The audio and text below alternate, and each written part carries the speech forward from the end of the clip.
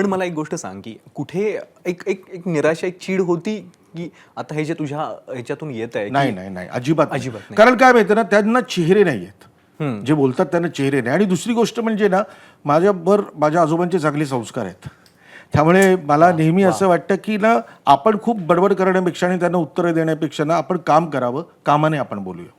Yes. आणि मागच्या सिनेमाने ते उत्तर खरंच दिलंय. म्हणजे विनोद, मी सैरेसही केले, मी श्रीमंत दामोदरपंत केले, मी अगबाई अरेच्या जत्रा, महाराष्ट्र शाहीर ते बाईपणपर्यंत प्रवास केलेला आहे.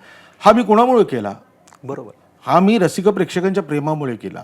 त्या रसिकांना एवढी खात्री होती की केदार शिंदेची ही गोष्ट येते ना, म्हणजे यांनी मन लावून काम केलेलं आहे आणि इथे आपल्याला एंटरटेनमेंट मिळणार आहे. बरोबर. आज मी तेच सांगतो ना. म्हणजे आज सूरज मी बिग बॉसमधून त्याला इथे घेतलेलं आहे. तसं एक बिग बॉसमधलं आमच्या रितेश भाऊंचा डायलॉग होता ना, की सूरजला मी घेतलंय पण नाराज नाही करणार. क्या बात आहे. तर मी नाराज नाही करणार लोकांना आणि वचन देतो याचं.